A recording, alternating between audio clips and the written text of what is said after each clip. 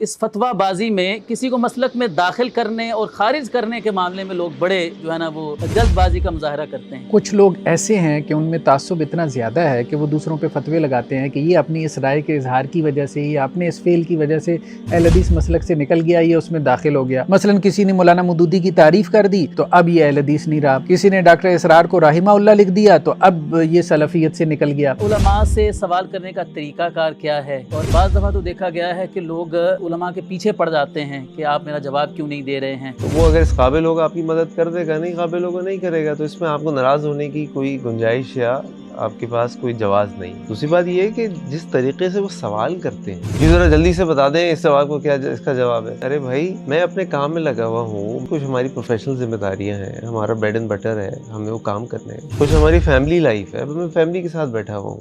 السلام علیکم ورحمۃ اللہ وبرکاتہ۔ نہض اسٹوڈیو میں آپ کا ہوسٹ عبداللہ یوسف ذہبی حاضر خدمت ہے۔ ناظرین کرام، نہض اسٹوڈیو کی سکرین پر ڈاکٹر حافظ محمد زبیر صاحب کو تو آپ اکثر دیکھتے ہی رہتے ہیں۔ آج کا یہ پروگرام جو آپ دیکھنے جا رہے ہیں، یہ کوئی فارمل ڈسکشن نہیں ہے، بلکہ صرف ایک انفارمل سی گپ شپ ہے۔ اس کی وجہ یہ بنی کہ آج ہمارے پاس کراچی سے ہمارے معزز مہمان اذان انسٹیٹیوٹ کے فاؤنڈر محترم جناب کاشف نسیم دلکشا صاحب تشریف لائے، تو نہض اسٹوڈیو کی انتظامیہ کی طرف سے ان دونوں شیوخ کی دعوت کھانے کی ایک رکھی گئی، تو ہم نے ان شیوخ کی موجودگی سے فائدہ اٹھاتے ہوئے یہ ناظرین کرام کے لیے حالات حاضرہ کے چند موضوعات پر گفتگو کے لیے بزرگوں کو زحمت دی ہے۔ تو انشاءاللہ ہم کچھ موضوعات پر بزرگوں سے سوال کریں گے اور انشاءاللہ اپنی معلومات میں اضافہ کریں گے۔ تو سب سے پہلے میں دونوں مہمانوں کا شکریہ ادا کرتا ہوں کہ اپنے قیمتی وقت سے ہماری دعوت پر نہض اسٹوڈیو کے اندر تشریف لائے اور ناظرین کرام سے مخاطب ہوئے۔ سب سے پہلا سوال میں اپنے معزز مہمان ڈاکٹر حافظ زبیر صاحب حفظہ اللہ سے کر رہا ہوں کہ ڈاکٹر صاحب، آج کل ہم سوشل میڈیا پر خاص طور پر دیکھتے ہیں، یا عام اپنے معاشرے میں ہی ہم دیکھتے ہیں کہ نوجوانوں میں جو کچے ذہن کے مالک ہوتے ہیں اور خاص طور پر ان کی علمی قابلیت اتنی نہیں ہوتی ہے، لیکن وہ خود کو مطلب عالم کل سمجھتے ہوئے وہ لوگوں پر فتوے لگانے میں بڑے جرری ہوتے ہیں۔ خاص طور پر ہم دیکھتے ہیں کہ اس فتویٰ بازی میں کسی کو مسلک میں داخل کرنے اور خارج کرنے کے معاملے میں لوگ بڑے جو ہے نا وہ جلد بازی کا مظاہرہ کرتے ہیں۔ ایسا لگتا ہے کہ لوگ نا رجسٹر لے کر بیٹھے ہوئے ہیں اور فلاں کو داخل کر لیا اہل حدیثیت میں، فلاں کو سلفیت سے خارج کر دیا، کسی شخص کی ایک بات کو لے کر اس پر رافضیت کا فتویٰ لگا دیا، اس پر فلاں مسلک سے نکلنے کا اور داخل ہونے کا فتویٰ لگا دیا۔ تو اس رویے پر آپ کیا تبصرہ فرمانا چاہیں گے؟ بسم اللہ الرحمن الرحیم، بہت شکریہ اس بات چیت کے لیے، اس نشست اور مجلس کے لیے اور آپ کے وقت کے لیے۔ ایک تصحیح تو یہ کر لیں کہ آپ نے دونوں کو بزرگ بنا دیا۔ خیر ابھی تو مجھ میں بزرگی کے آثار نہیں ہیں، لوگ یہ نہ سمجھ لیں کہ میری کافی عمر ہے ابھی تو میں جوان ہوں۔ تو دوسرا، یہ بہت اہم مسئلہ ہے جس کی طرف آپ نے توجہ دلائی ہے۔ سوشل میڈیا پہ ہر مسلک میں یہ چیز آپ کو ملتی ہے کہ جو لوگ ذرا زیادہ ایموشنل ہوتے ہیں یا جنہیں آپ کہہ لیں کہ ان کے اندر مسلکی عصبیت زیادہ ہوتی ہے، تو وہ مسلک کے اندر اپنے مسلک میں لوگوں کو داخل خارج کرتے رہتے ہیں۔ پھر اسی قسم کی ایکٹیویٹی اسلام کے اندر اور باہر کرنے میں بھی ہمیں نظر آتی ہے۔ وہ جو ابن انشاء نے کہا تھا نا ایک جگہ پہ کہ بہت سارے دائرے ہیں، ان دائروں میں سے ایک اسلام کا بھی دائرہ ہے جس میں داخل ہونے والے لوگ کم ہیں لیکن نکلنے والے زیادہ ہیں۔ تو یہی بات ہے جسے ہم دائرہ اسلام کہتے ہیں۔ یہ بہت جو ہے وہ ایک نیگیٹو ایکٹیویٹی ہے اور یہ بیسیکلی اخلاقی تربیت نہ ہونے کا نتیجہ ہے۔ اب اس کو آپ یوں سمجھ لیں کہ اگر ہم اس اعتبار سے اپنے گھر سے گفتگو کرنی چاہیے انسان کو، تو اگر ہم اس مسلک کی بات کریں جس سے ہماری کوئی نسبت ہے یا ہم کوئی اس کی طرف اپنی نسبت کرتے ہیں، ایفیلیشن ہے، جیسے مسلک اہل حدیث ہے یا سلفیت ہے، تو اس میں یہ ایکٹیویٹی آپ کو نظر آتی ہے لوگوں میں۔ کچھ لوگ ایسے ہیں کہ ان میں تعصب اتنا زیادہ ہے کہ وہ دوسروں پہ فتوے لگاتے ہیں کہ یہ اپنی اس رائے کے اظہار کی وجہ سے یا اپنے اس فعل کی وجہ سے اہل حدیث مسلک سے نکل گیا، یہ اس میں داخل ہو گیا۔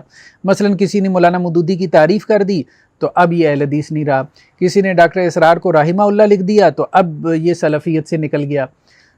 تو اصل میں بات یہ ہے کہ اس میں سوچنے والی بات، مجھے کچھ لوگوں نے انڈیا سے کہا کہ جی حافظ صاحب یہ فلاں لوگ جو ہیں نا وہ سلفی الفکر ہیں کہ نہیں ہیں، جیسے یوتھ کلب کے بارے میں پوچھ لیا، تو میں نے کہا بھائی میرے خیال میں تو ان کی جو فکر ہے وہ مطلب صالح فکر ہے، اچھی فکر کے لوگ ہیں، باقی وہ اپنی نسبت نہیں کرتے، کوئی اپنے آپ کو ٹائٹل نہیں لگاتے کوئی اہل حدیث کا یا سلفیت کا، میرے نزدیک ان کی فکر جو ہے وہ صالح نہیں ان کے تو یہ مسائل ہیں، ان کے پلیٹ فارم پہ تو فلاں آتا ہے یہ وہ.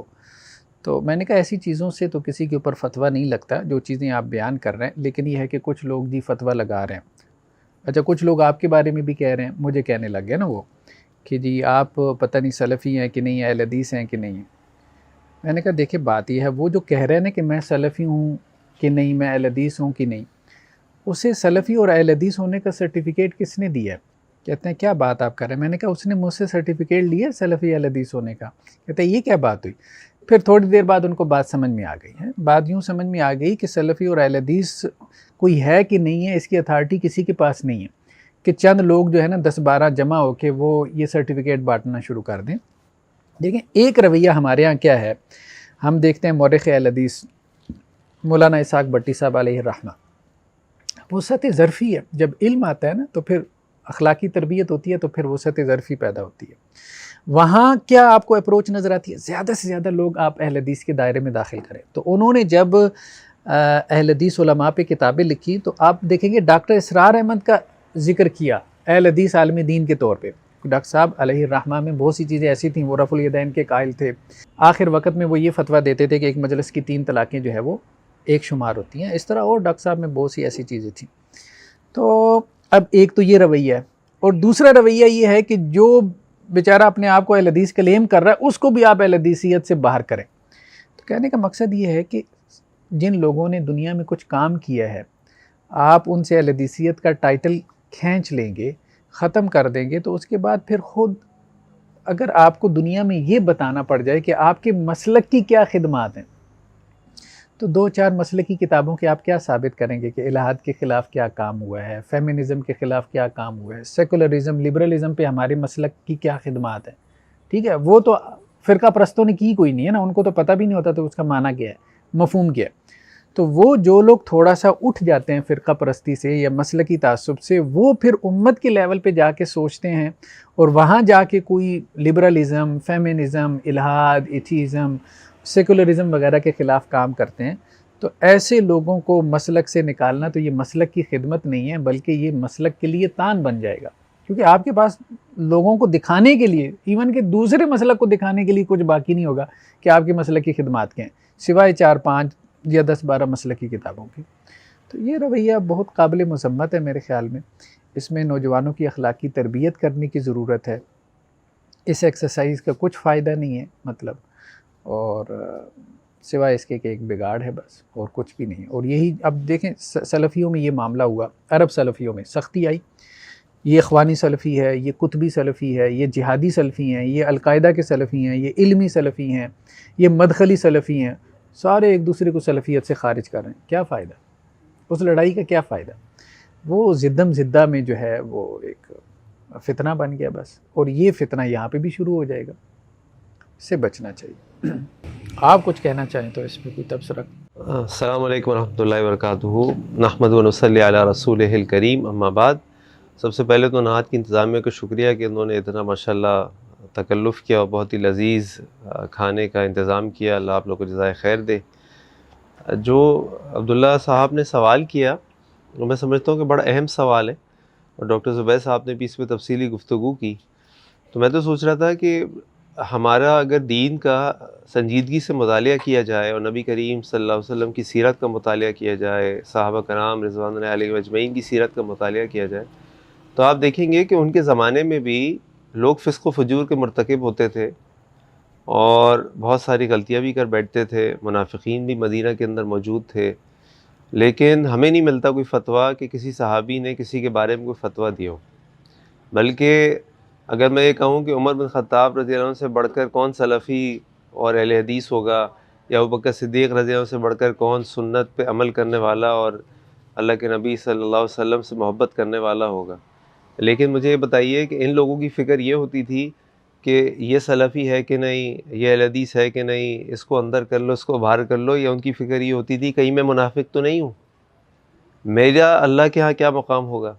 بات یہ ہے کہ آج جو ہم نے لوگوں کو یہ تمغے اور یہ سرٹیفکیٹ دینے شروع کر دی، یہ تو کسی بھی سلفیت سے کسی بھی طرح ثابت نہیں ہے۔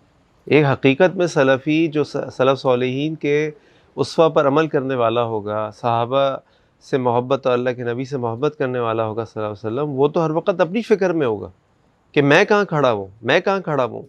بلکہ ایک عالم سے ایک دفعہ ملاقات ہوئی، مکے سے آئے ہوئے تھے، تو مجھے بتانے لگے کہ اگر آپ کو کسی مسئلے پر کوئی فتویٰ یا سوال کا جواب دینا ہو نا، تو کبھی بھی اس طرح سوال کا جواب نہیں دیجیے گا کہ اس سوال کا جواب یہ ہے، بلکہ ہمیشہ یہ کہیے گا کہ میرے علم کے مطابق، میری معلومات کے مطابق، میری تحقیق کے مطابق مجھے سب سے زیادہ راجح یا سب سے زیادہ بہتر جواب یہ لگتا ہے، کیونکہ اب اللہ کے نبی صلی اللہ علیہ وسلم کا انتقال ہو چکا، وہی آنا ختم ہو چکی، اب تو یہ قیامت والے دن پتہ چلے گا کہ جو آپ نے کہا اور جو اس نے کہا ان میں سے کون سا صحیح ہے۔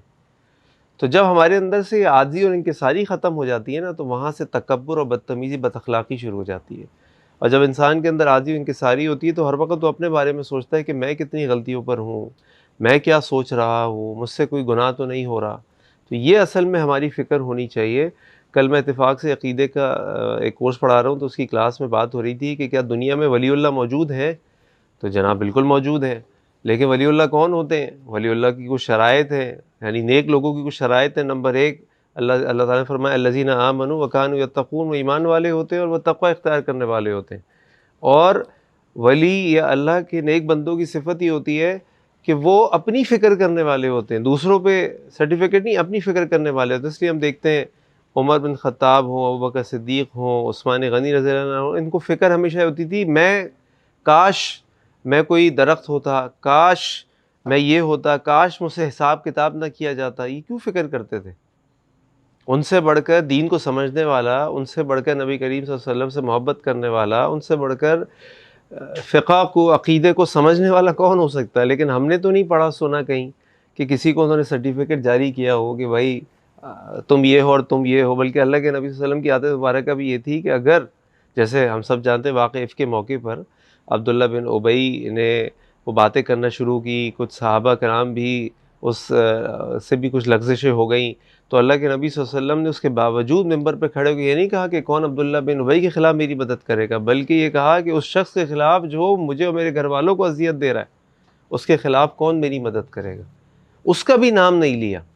تو لہٰذا یہ تو قرآن و سنت سے، شریعت کے مزاج سے مطابقت ہی نہیں رکھتا کہ ہم لوگوں کو دین سے نکالیں، اسلام سے نکالیں یا کسی سلفیت سے نکالیں۔ ہماری کوشش تو ہونی چاہیے کہ لوگ اندر آ جائیں، لوگ شامل ہو جائیں، ان کو اگر غلطی کر رہے ہیں تو ان کو موقع دیں تاکہ وہ سوچیں اور واپس اندر آ جائیں یا واپس اپنی اصلاح کر لیں۔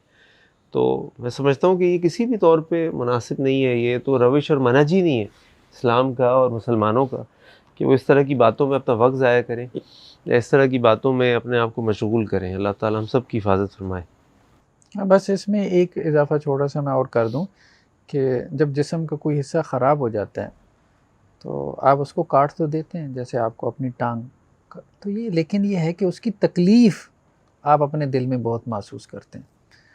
تو کسی کو اسلام سے باہر کرنا مطلب یہ ایسی ہے کہ جیسے آپ اپنے جسم کی سرجری کر رہے ہیں، اور یہ کام پھر امت کے علماء کا ہے، عوام الناس کا نہیں ہے، یا ہمارے یہاں جو ینگ طبقہ ہے، سوشل میڈیا پہ ایکٹیو ہیں، یا جنہوں نے 4 کلاسیں پڑھ لیں یا 2 عربی کی کتابیں پڑھ لیں، ٹھیک ہے۔ یہ کبار علماء کی ایک جماعت ہے، جب وہ کوئی فیصلہ کرے، کوئی ڈیسیژن کرے، کسی کے عقائد کو اتنے بگڑ گئے ہیں، جسے کہتے ہیں کہ بامر مجبوری آپریٹ کروایا جاتا ہے نا، جیسے قادیانیت کے بارے میں ایک فتویٰ آ گیا، ٹھیک ہے، تو وہ ایک ایکسیپشنل کیسز ہیں، وہ اپنی جگہ پہ ہیں۔ لیکن یہ جو ایک فتوی بازی کا ایک بازار لگ گیا، اعتبار بازار، یہ بہرحال ایک بہت بری چیز ہے، اس سے بچنا چاہیے، اس سے اوائڈ کرنا چاہیے۔ شیخ اسی سے ملتا جلتا ایک سوال ہے کہ ہمارے ہاں جب کوئی خطیب کسی دوسرے مسلک کے جلسے میں چلا جاتا ہے تو لوگ اس پر طعن کرنا شروع کر دیتے ہیں کہ یہ ان کا خیر خواہ ہو گیا ہے، حالانکہ اللہ کے رسول صلی اللہ علیہ وسلم تو مشرکوں کے میلوں میں بھی جایا کرتے تھے. انبیاء کرام علیہ السلام کی سیرت ہمیں یہ بتاتی ہے. تو یہ رویہ مطلب اس کو کیسا سمجھتے ہیں آپ کہ جب کوئی خطیب تبلیغ کی غرض سے، یقیناً وہ جب دوسرے مسلک کے ہاں جائے گا تو وہ بدلنے ہی کی نیت سے جائے گا، اپنا پیغام پہنچانے کے لیے جائے گا، لیکن ادھر سے فتوے بازی شروع ہو جاتی ہے کہ اس کے دل میں اس مسلک کے بارے میں نرم گوشہ پایا جاتا ہے یا یہ ان سے محبت کرتا ہے. اس قسم کے لوگ فتوے جو ہیں وہ آپ جانتے ہیں کہ جن شخصیات پر یہ فتوے لگے ہیں. تو اس رویے کے بارے میں آپ کیا فرماتے ہیں؟ دیکھیں اس میں بہرحال ایک بات تو یہ ہے کہ انما الاعمال بالنیات، جو بات آپ نے کر دی، اور دوسرا یہ ہے کہ جو شخص جا رہا ہے اس کا اور اللہ کا معاملہ کلیئر ہونا چاہیے. اس کا آبجیکٹو اس کے سامنے کم از کم کلیئر ہونا چاہیے کہ وہ اپنی شہرت کے لیے نہیں جا رہا. مطلب مختلف فرقوں کے یا مسالک کے پلیٹ فارم پہ میں جا رہا ہوں تاکہ میرا وہاں پہ تعارف ہو اور لوگ مجھے سنیں. کچھ لوگ اس غرض سے بھی جاتے ہیں، وہ بھی آپ کو مطلب سوشل میڈیا پہ لوگ نظر آتے ہیں، ٹھیک ہے، تو اپنے مخالفین سے بھی ملنے چلے جاتے ہیں تاکہ ان کی آڈینس میں ہمارے لیے ایک ہمدردی پیدا ہو، ان کے فالورز میں ہمارا تعارف بڑھے. یہ اپنی ایڈورٹیزمنٹ کی آپ کہہ لیں کہ جی کچھ ٹیکٹکس ہیں جو کچھ لوگ استعمال کرتے ہیں، لیکن ہم کسی کی نیت پہ شک نہیں کر سکتے، نہ ہی ہم نے کسی کی نیت پھرولنی ہے. ہم تو صرف یہ بات کر رہے ہیں کہ یہ عمل دو طرح سے ہوتا ہے. بعض اوقات یہ پازیٹیو ہوتا ہے، یہ جب انسان اللہ کی رضا کے لیے جاتا ہے، اخلاص کے لیے جاتا ہے، ٹھیک ہے، کہ دوسرے مسلک کے لوگوں کے ہاں آنا جانا ہم شروع کریں تاکہ ڈائلاگ کا ایک رستہ کھلے اور لوگوں تک ہمارا میسیج اور پیغام پہنچے جو ہمارا صحیح میسیج اور پیغام ہے. تو اس نیت سے تو اس کے لیے درست ہوگا. لیکن اگر کوئی اپنی پرسنل اور شہرت کے لیے جاتا ہے، اپنی ایڈورٹیزمنٹ کے لیے جاتا ہے، تو وہ پھر درست نہیں ہوگا. اب ہم نے اس کو اپلائی نہیں کرنا کہ کون کیا کر رہا ہے کیا نہیں کر رہا، اس کا اور اللہ کا معاملہ. شیخ اس میں ایک اور اس سوال میں ایک پارٹ اور ایڈ کر لیں کہ بعض اوقات ہم دوسرے مسالک کے علماء کو اپنے یہاں بھی بلاتے ہیں، تو ان کے اوپر بھی جو لوگ بلاتے ہیں ان کے اوپر بھی اسی طرح کے فتوے جو ہے جڑ دیے جاتے ہیں کہ جناب یہ ایسے ہو گئے اور یہ ایسے ہو گئے. تو اس صورت میں کہ ہمارے علماء کو کوئی اور اپنے یہاں بلائے تو یہ تو ہماری خوشی کی بات ہے کہ ہمارے موقف کو، ہمارے علماء کو سراہا جا رہا ہے، اور ہمارا جو موقف ہے، ہمارا جو پیغام ہے وہ دوسروں تک پہنچے گا، وہ بھی سنیں گے.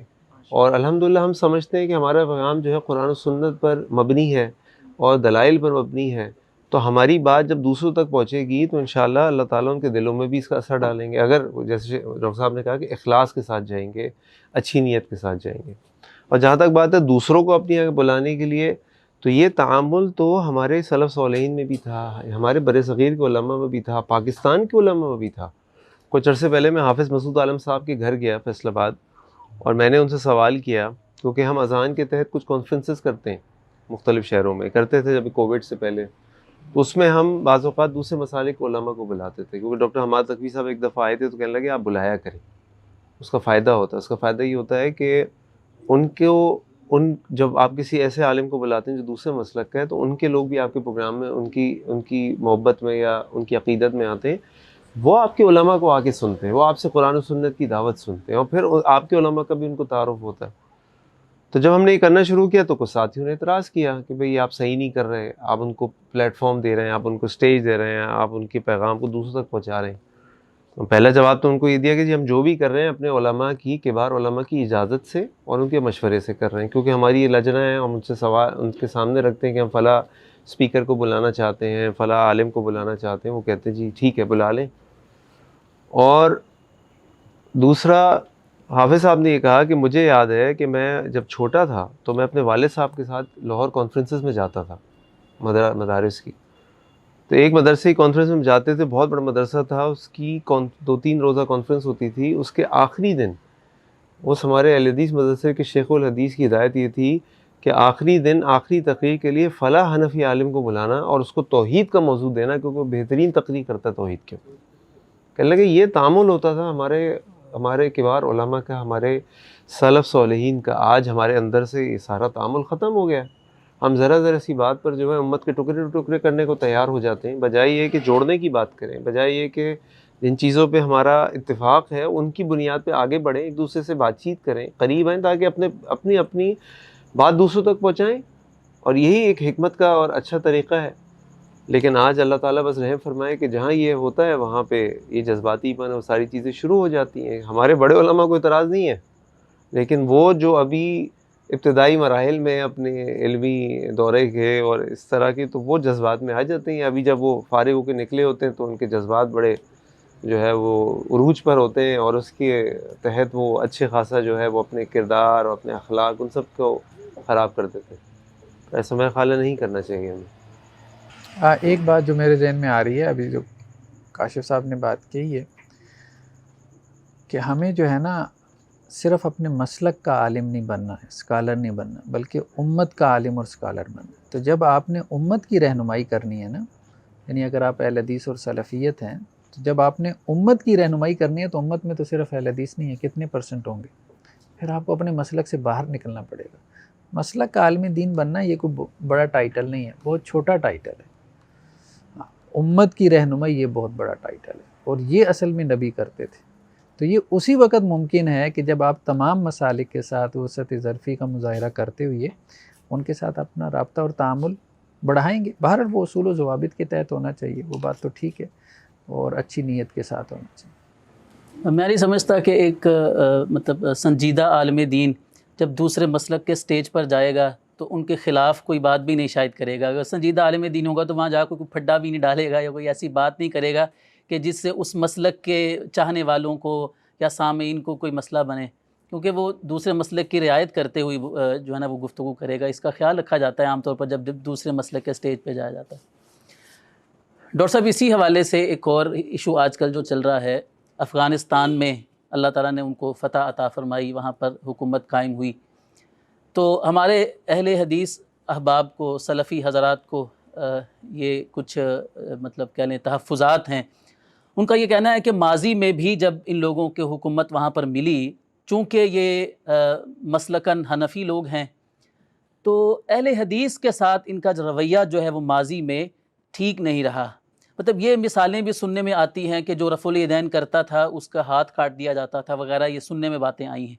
تو اب چونکہ دوبارہ وہاں پر حکومت قائم ہوئی انہی لوگوں کی، تو ہمارے اہل حدیث حضرات کی طرف سے یہ سوال آ رہا ہے کہ ہمارا افغانستان کی حکومت کو لے کر کیا رویہ ہونا چاہیے؟ دیکھیں یہ بات تو ٹھیک ہے کہ جب پہلی مرتبہ طالبان آئے تھے تو سختی ہوئی تھی، اور یہ بات طالبان بھی مانتے ہیں. بلکہ طالبان کا ایک وفد ڈاکٹر اسرار صاحب علیہ الرحمہ کے پاس آیا تھا، تو میں بھی قرآن اکیڈمی میں جاب کرتا رہا وہاں تقریباً 8 سال. اسی دوران میں وہ آئے تھے جب ان کا پہلی مرتبہ فعال ہوا تھا 9/11 کے بعد. تو اس میں انہوں نے ایڈمٹ بھی کیا، تسلیم بھی کیا کہ ہم سے کچھ غلطیاں ہوئی ہیں، منہجی غلطیاں جنہیں آپ کہہ لیں. تو وہ سختی ان میں تھی پہلی مرتبہ جب وہ آئے تھے. اب اس میں کوئی اس قسم کے واقعات ثابت ہے کہ نہیں، میں اس میں نہیں جاتا، لیکن وہ ہوا ہے. پرسنلی کچھ اہل حدیث طلبہ جو ہمارے ساتھ اس وقت میں مدرسے میں پڑھتے تھے، بہت پرانی بات میں کر رہا ہوں، 20-22 سال پرانی بات کر رہا ہوں، تو وہ ہمیں بتاتے تھے، وہ افغانی طلبہ تھے، کہ وہاں سختی ہے، ہمارے ساتھ وہ کرتے ہیں. تو یہ انہوں نے کیا، صرف اہل حدیث کے ساتھ نہیں کیا، انہوں نے سب کے ساتھ کیا. لیکن اب یہ جو 20-22 سال کے بعد دوبارہ ان کا رائز ہوا ہے طالبان کا یا افغانی اسٹوڈنٹس کا، تو اب انہوں نے کافی کچھ لرن کیا، انہوں نے کافی کچھ سیکھا ہے. یعنی ان کی پالیسی سے پتہ چل رہا ہے. مثال کے طور پہ جیسے کہ محرم میں انہوں نے اہل تشیع کو اجازت دی، مطلب جن شروط کے ساتھ بھی دی، بہرحال ان کو اجازت دی کہ وہ اپنے مسلک کے مطابق جو ہے وہ محرم کو منا سکتے ہیں. اسی طرح سے عورتوں کی تعلیم کے حوالے سے پہلے وہ بہت سخت تھے، اب آپ دیکھیں کہ بچیوں کے لیے انہوں نے سکول کھولے ہوئے ہیں. پھر یونیورسٹی میں جو ہے وہ پارٹیشن کر دی ہے، ایک طرف عورتیں بیٹھی ہیں، لڑکیاں بیٹھی ہیں، فیمیل ہیں، دوسری طرف میلز، اور یونیورسٹی ایجوکیشن کے دروازے بھی نہیں بند کیے. پھر جو ان کے ہاں سرکاری طور پہ ملازم خواتین تھیں، ٹھیک ہے انہوں نے ان کے لیے کچھ پابندیاں عائد کی ہیں کہ فلاں فلاں ڈپارٹمنٹ میں ہم ان کو ان کی جو ہے وہ تعیناتی کریں گے، لیکن بہرحال انہوں نے اس کو بھی الاؤ کیا خواتین کے حوالے سے. اب آپ دیکھیں اسی طرح پہلے یہ تھا کہ میوزک اور اسی طرح داڑھی رکھنے پہ پابندی تھی کہ زبردستی جو ہے وہ داڑھی رکھنی ہے. اب انہوں نے وہ پابندی اٹھا لی ہے، بس تبلیغ کر رہے ہیں لیکن زبردستی داڑھی نہیں رکھوا رہے. تو بہت سی چیزیں انہوں نے لرن کی ہیں وقت کے ساتھ ساتھ، اور جس طرح سے انہوں نے رشیا کے ساتھ اور اپنی جو فارن پالیسی ہے اس کے تحت، اور چائنا کے ساتھ، اور اسی طرح ایران کے ساتھ جس طرح سے وہ چلے ہیں اور ان کی حمایت حاصل کی ہے، ایون کہ ترکی کے ساتھ ان کی تھوڑی بہت گڑبڑ ہوئی اور انہوں نے پھر اس کی حمایت حاصل کر لی، پاکستان کے ساتھ تو ویسی ہے. تو یہ پورے بلاک میں جس طرح سے انہوں نے جگہ بنائی ہے اس سے لگتا ہے کہ انہوں نے بہت کچھ سیکھا ہے. جیلیں کاٹی ٹھیک ہے انہوں نے گوانتانامو بے میں اور اسی طرح اور، تو وہ لرن کیا انہوں نے. تو اس دفعہ جب کہ وہ آئے ہیں، اکا دکا واقعات اس وقت بھی رپورٹ ہوئی ہیں، لیکن میرا نہیں خیال کہ اب وہ مسلکی عصبیت اور وہ چیزیں ہیں. ٹھیک ہے وہ حنفی ہیں، وہ حنفی اب بھی ہیں اور وہاں پہ وہ حنفیت ہی شاید امپلیمنٹ کریں گے. ابھی تک تو یہی صورتحال سامنے نظر آ رہی ہے. افغانستان کا جو سابقہ دستور تھا، مجھے کسی نے اس کا عربک ورژن دیا تھا، بلکہ تنظیم والوں نے حاصل کیا تھا، انہوں نے مجھ سے اس کی ٹرانسلیشن کروائی تھی. تو اس میں یہ چیز تھی ان کے سابقہ دستور میں کہ یہاں حنفیت کو ہم نافذ کر رہے ہیں، جو بھی ان کا 5 سالہ دور رہا، 6 سالہ.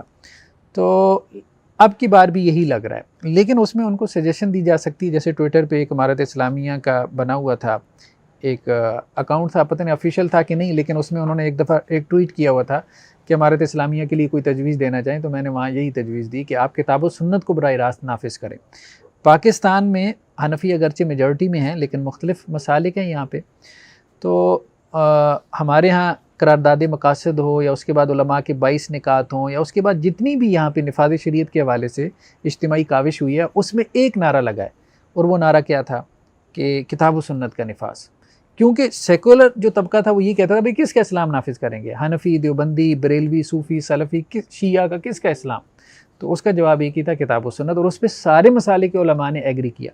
تو وہاں افغانستان میں بھی ٹھیک ہے یہ پشتون لوگ ہیں، یہ میرے خیال میں کتنے ہوں گے، کہا جاتا ہے، بہرحال مجھے ایگزیکٹلی نہیں پتا کہ 45% ہے، لیکن دوسرے لوگ بھی ہیں، ہزارہ برادری کے لوگ ہیں، اسی طرح اور مختلف نیشنلٹی کے لوگ ہیں. پھر آپ کہہ لیں کہ مختلف مسالک کے ہیں، وہاں پہ یہ سلفی بھی ہیں اور بھی ہیں.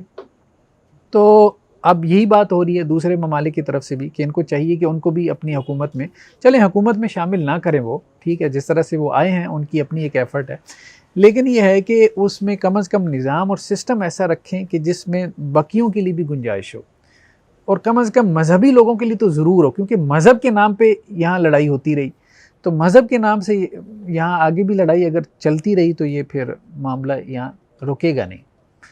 تو بس یہ ہے کہ اس میں ان کو حکمت سے چلنا چاہیے، اور اگر وہ کتاب و سنت کو براہ راست نافذ کر دیتے ہیں جیسا کہ خلیجی ممالک میں، گلف کنٹریز میں اس کا ہوا ہے، تو اس طرح سے وہ رستہ روک سکتے ہیں اور مذہبی لوگوں کی دل سے حمایت حاصل کر سکتے ہیں، مختلف مسالک کے جو مذہبی لوگ ہیں. آپ اگر کوئی تبصرہ کرنا چاہیں.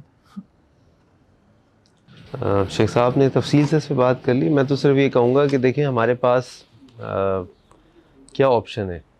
اگر تھوڑی دیر کے لیے ہم افغانستان کو دیکھیں تو سب سے پہلی بات تو یہ اللہ کا شکر ہے کہ بجائے امریکیوں کے یا امریکیوں کے کٹ پتلیوں کے، کم از کم وہ لوگ موجود ہیں جو اللہ اس کے رسول کا نام لیتے ہیں. اور ہم جانتے ہیں کہ تھوڑی دیر کے لیے مسلک کو تھوڑا سا سائڈ پہ بھی کر دیں تو یہ ہم جانتے ہیں کہ اللہ اس کے رسول کی بات کرنے والے، اس سے محبت کرنے والے، اس کے لیے اپنی زندگیاں نچھاور کرنے والے ہیں. تو الحمدللہ پہلا تو یہ ہے کہ ایسے لوگ وہاں موجود ہیں. دوسرا یہ ہے کہ یہ ذہن میں ہمیشہ رکھیں کہ جو پروپیگنڈا مشینری ہے نا، وہ اس کا اتنا زیادہ کنٹرول ہے اس وقت میڈیا اور ہمارے دماغوں پہ کہ جو وہ چاہتے ہیں وہ ہمیں پڑھا دیتے ہیں، جو وہ چاہتے ہیں وہ ہمیں دکھا دیتے ہیں. حقیقت اللہ جانتے ہیں، ہم نہیں جانتے. آج اخباروں میں جو چھپایا جا رہا ہے، جو کہانیاں ہم پڑھتے ہیں، سٹوریز آتی ہیں، آرٹیکلز آتے ہیں، رپورٹ آتی ہیں، ان میں سے اکثر میڈ اپ ہوتی ہیں، فیبریکیٹڈ ہوتی ہیں اور ایک ایجنڈے کے تحت ڈالی جا رہی ہوتی ہیں لوگوں کا ذہن بنانے کے لیے. اگر آپ ہسٹری پڑھیں گے تو آپ دیکھیں گے ہمیشہ ایسا ہوتا رہا ہے. تیسری چیز یہ ہے کہ تھوڑی دیر کے لیے اللہ نہ کرے، اللہ نہ کرے، اللہ نہ کرے، ہم یہ تصور بھی کر لیں کہ وہ اہل حدیثوں کے ساتھ فیئر ڈیل نہیں کر رہے یا ان کی طرف سے کوئی زیادتی ہو رہی ہے، تو اس کا کیا حل ہے؟ یہاں بیٹھ کے وہی اگین لان تان کرنے سے تو کچھ بھی نہیں ہوگا. آپ فیس بک پہ ڈالتے رہیے، آپ سوشل میڈیا پہ ڈالتے رہیے، کوئی فرق نہیں پڑے گا. اس وقت کرنا اگر آپ کو یہ ہے کہ کم از کم جو پاکستان کے بڑے کبار سلفی اہل حدیث علماء ہیں ان سے کہیں کہ وہاں پاکستان کے بڑے دیوبندی علماء سے رابطہ کریں، ان کے توسط سے طالبان سے رابطہ کریں اور ان سے یہ کہیں کہ اللہ اور رسول کے لیے ہم آپ کے ساتھ ہیں. تو لہٰذا جہاں آپ ہمیں اور لوگوں کو شامل کر رہے ہیں، آپ ازبیک کو شامل کر رہے ہیں، ہزارہ برادری کو شامل کر رہے ہیں، آپ انکلوسیو گورنمنٹ بنا رہے ہیں، وہاں آپ ہمیں بھی شامل کریں. جہاں اللہ تعالیٰ نے ہماری اکثریت دی ہے وہاں پہ آپ ہمیں اپنے طریقے سے ایک اچھے طریقے سے کام کرنے کا اور رہنے کا موقع دیجیے. ہم آپ کے ہاتھ مضبوط کریں گے اور آپ ہماری بات سنیے، ہم آپ کی بات سنتے ہیں. یہ ہم کر سکتے ہیں. بجائے اپنی انرجی فضول چیزوں میں ضائع کرنے کے کچھ مؤثر طریقے سے آگے بڑھنے کی کوشش کریں تاکہ حقیقی طور پہ کوئی ہماری جماعت کو یا اس ہمارے مسلک کو فائدہ ہو. تو یہ ہمارے بس میں ہے, یہ ہمیں میرا خیال ہے کرنا چاہیے. انشاءاللہ اس سے اللہ تعالیٰ بہت راہیں نکالیں گے اور بہت بہتری آئے گی انشاءاللہ. ہاں, اس میں یہ ایک مطلب سجیشن کے طور پہ ہم کہہ سکتے ہیں افغان گورنمنٹ کو, افغان حکومت کو, جو ہم نے پہلے بھی بات کی ہے کہ اگر انہوں نے امت کی قیادت کرنی ہے نا, تو پھر انہیں حنفیت کا نعرہ چھوڑنا پڑے گا, کتاب و سنت کا نعرہ لگانا پڑے گا, کیونکہ امت میں تو پھر شافی بھی ہیں, مالکی بھی ہیں, حنبلی بھی ہیں, سلفی بھی ہیں, سارے قسم کے لوگ ہیں, وہ سب کتاب و سنت پہ متفق ہیں. ہاں, اگر انہوں نے صرف اپنے افغانستان کی حد تک رہنا ہے تو پھر شاید ان کی وہ حنفیت والا معاملہ بھی چل جائے گا کہ اگر اس کی امپلیمنٹیشن کر دیتے ہیں, کیونکہ وہ بھی کتاب و سنت کی ایک انٹرپریٹیشن تو ہے, تعبیر تو ہے, لیکن اس میں وہ دوسروں کو سپیس دے, شیخ اگر آپ نے ان سے امت کا نعرہ لگوا دیا نا تو سارے خلاف ہو جائیں گے. اب تو ہم ایسا نیشن سٹیٹس میں اور قوموں اور ملکوں کے اندر بڑھ گئے ہیں کہ اگر افغانستان سے باہر کا نعرہ لگ گیا تو سب پریشان ہاں, نہیں, ہم یہ نہیں کہہ رہے کہ جغرافیائی اعتبار سے وہ باہر نکلیں, ٹھیک ہے.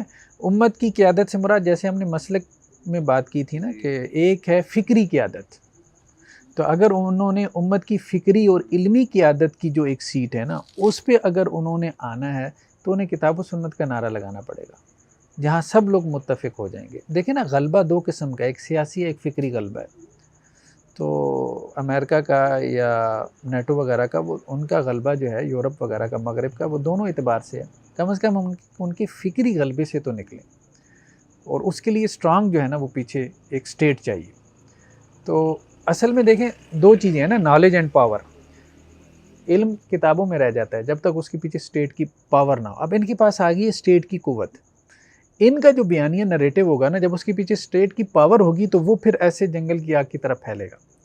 تو اگر یہ اپنا علمی نریٹو کتاب و سنت کی بنیاد پہ کھڑا کر لیں اور پیچھے سے اسٹیٹ کی پاور اس کو دے دیں, تو وہ انشاءاللہ سے پھر وہ کتابی نریٹو نہیں رہ جائے گا, وہ پھر امت کا نریٹو بن جائے گا. ڈاکٹر صاحب, آج کل ہم فیس بک اوپن کرتے ہیں تو ایک ہی چیز ہمیں بار بار دکھنے کو ملتی ہے, اور ہمارے اپنے ہی مسلک میں ایک جنگ جو ہے وہ شروع ہو چکی ہے, اور وہ کچھ لوگ تقسیم کی بات کر رہے ہیں. اہل حدیث کے اندر حسینی اور یزیدی تقسیم کی بات کر رہے ہیں کہ اہل حدیث دو طرح کے ہوتے ہیں, کچھ حسین رضی اللہ عنہ کو چاہنے والے ہیں, کچھ یزید کو ماننے والے ہیں. ان دو شخصیات کے نام پر جو ہے وہ مسلک کو دو حصوں میں بانٹنا چاہتے ہیں.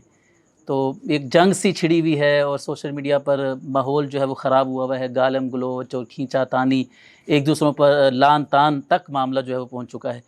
تو اس حوالے سے آپ اپنے خیالات کا اظہار فرمائیے گا.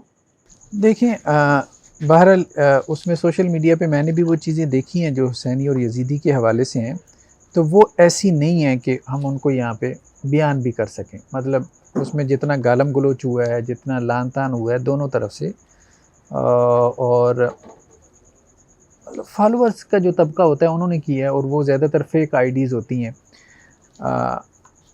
ہر جگہ جو ہے نا وہ کچھ شخصیات کو کچھ ایسے لوگ مل جاتے ہیں جو ذرا جذباتی اور ایموشنل ہوتے ہیں, وہ اس قسم کا زیادہ فتنہ فساد برپا کرتے ہیں.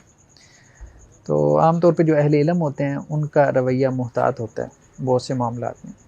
تو خیر, یہ ایک تقسیم جو ہے نا کوئی عقلی اعتبار سے درست تقسیم نہیں ہے, اور ویسے بھی کسی مسلک کو یا امت کو تقسیم کرنا مناسب نہیں ہے ایسی بنیادوں پہ کہ یہ حسینی ہیں وہ یزیدی ہیں. اور یہ بھی دوسرے کے لیے تان بن جاتا ہے نا. آپ کسی کو یزیدی کہیں گے اس کے لیے تان ہے نا, یا تو وہ اپنا تعارف خود کرواتا ہو, تو اپنا تعارف آپ نے حسینی کے ذریعے سے کروا لیا, اس کا نام یزیدی رکھ دیا, تو آپ نے گویا اس کو تو گالی دے دی نا, اس کو تو برا بھلا کہہ دیا نا آپ نے اس کو. تو اصل بات یہ ہوتی ہے کہ کچھ لوگ مثال کے طور پہ اب جیسے دیکھیں نا, کچھ ہمارے یہاں اہل حدیث علماء حضرت امیر معاویہ رضی اللہ عنہ کے بارے میں ان کے دفاع کرتے ہیں. اب اس میں کیا کرتے ہیں, جو دوسری طرف سے ایموشنل لوگ ہیں وہ کیا کمنٹ کرتے ہیں, جی اللہ آپ کا حشر نہ امیر معاویہ کے ساتھ کرے. بات یہ ہے, اور ہمارا حضرت علی کے ساتھ کرے. بات یہ ہے, ہم تو یہ سمجھتے ہیں کہ حضرت امیر معاویہ رضی اللہ عنہ جنت میں جائیں گے, اور ہم یہ بھی سمجھتے ہیں کہ حضرت علی رضی اللہ عنہ بھی جنت میں جائیں گے. ہم اصل میں یہ کہتے ہیں کہ تم یہ دعا کرو کہ ہمارا اور تمہارا حشر رسول اللہ صلی اللہ علیہ وسلم کے ساتھ ہو. جب اللہ سے مانگا جاتا ہے نا, جب اللہ سے دعا کی جاتی ہے تو اللہ سے بہترین کی دعا کی جاتی ہے. تو یزید تو مطلب حضرت حسین رضی اللہ عنہ کے پاؤں کی خاک کے برابر بھی نہیں ہے. تو جو لوگ یزید کے حوالے سے یہ رویہ بھی رکھتے ہیں کہ جی ہم یزید کو گالم گلوچ نہیں کرتے، نہ ہی اس سے محبت رکھتے ہیں، عام طور پہ اہل حدیث کا بیانیہ یہی ہے نا کہ نہ ہم اس کو گالی دیتے ہیں، نہ ہم اس سے محبت رکھتے ہیں، ٹھیک ہے، اس کا معاملہ اللہ کے اوپر ہے. اگر اس نے کوئی برا کیا تھا، اس نے پا لی اس کی سزا، پا لی نا، مطلب اللہ کے پاس پہنچ گیا، اس کو سزا مل گئی. ہمارے برا بلا کہنے سے کیا اس کی سزا بڑھ جائے گی؟ اور اگر اس نے کچھ نہیں کیا تھا تو اللہ اس کے ساتھ معاملہ کر لیں گے جیسا بھی ہے. تو اب یہ اگر کوئی نیریٹو اختیار کرتے ہیں، اس کا مطلب یہ نہیں ہے کہ ہمارا حشر یزید کے ساتھ ہونا چاہیے اور حضرت حسین رضی اللہ عنہ کے ساتھ نہیں ہونا چاہیے. ظاہری بات ہے کہ حضرت حسین رضی اللہ عنہ کا جو مقام اور مرتبہ ہے اور جنت کے جو ہے وہ سرداروں میں سے ہیں، تو وہ لوگ اس کو دوسری طرف جو ہے وہ موڑ کے لے جاتے ہیں. تو حسینی اور یزیدی کی تقسیم بیسیکلی دوسرے کے لیے آپ ایک تان کے طور پہ بیان کر رہے ہیں. جب آپ تان کے طور پہ بیان کر رہے ہیں تو اس طرف سے رسپانس تو آئے گا. تو میرے خیال میں یہ نہیں کرنا چاہیے تھا. جنہوں نے بھی یہ کی وہ حکمت کے جو ہے وہ منافی تھا.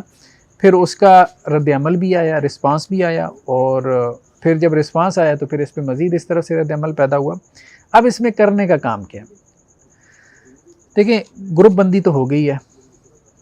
جو لوگ ابھی اس گروپ بندی میں نہیں ہیں، وَإِن طَائِفَتَانِ مِنَ الْمُؤْمِنِينَ اقْتَتَلُوا فَأَصْلِحُوا بَيْنَهُمَا. اہل ایمان کے دو گروہ آپس میں لڑ پڑے نا، تو تیسرے گروپ کی ذمہ داری یہ ہے کہ ان کے درمیان صلح کروائے.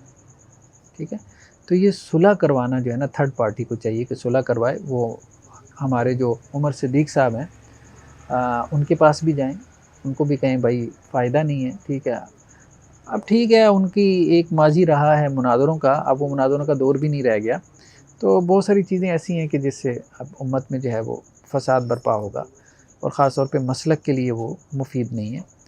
اور اسی طرح سے جو دوسرے ہمارے شیوخ حضرات ہیں ان کے پاس بھی جائیں تو دونوں طرف سے معاملہ ٹھنڈا کریں. مطلب مجھے یہ بات سمجھ میں آتی ہے فی الحال اس کام کی بھی کرنے کی ضرورت ہے، کیونکہ دونوں طرف سے اگر اس طرح سے بیان بازی ہوتی رہے گی اور فتوے آتے رہیں گے تو اس سے کیا ہوگا، معاملہ ٹھنڈا نہیں پڑے گا. یہ تو اللہ تعالیٰ کسی کو جو ہے وہ ایسا آپ کہیں کہ جی وسعت ظرفی دیں کہ علماء اس کے بارے میں گفتگو کریں اور وہ آگے سے کہے کہ جی علماء ٹھیک کہہ رہے ہیں، مجھے اپنی اصلاح کرنی چاہیے. تو اب وہ معاملہ نہیں رہ گیا، اب وہ معاملہ نفس نفسی کا عالم ہے. ٹھیک ہے، ہم ایک ایسے دور میں جو ہے وہ زندگی گزار رہے ہیں، جی رہے ہیں کہ جہاں اخلاقی تربیت نہ ہونے کے برابر ہے. علماء کی بھی صحیح بات یہی ہے. علماء سے مراد ینگ علماء کی بات کر رہا ہوں، جو ہمارے جیسے ایج کے لوگ ہو، تو اس میں حکمت کے ساتھ بڑوں کو ذرا اپنا ظرف بڑا کرنا چاہیے اور حکمت کے ساتھ چلیں. تو میرے خیال میں اس معاملے کو اس طرح سے دبایا جا سکتا ہے.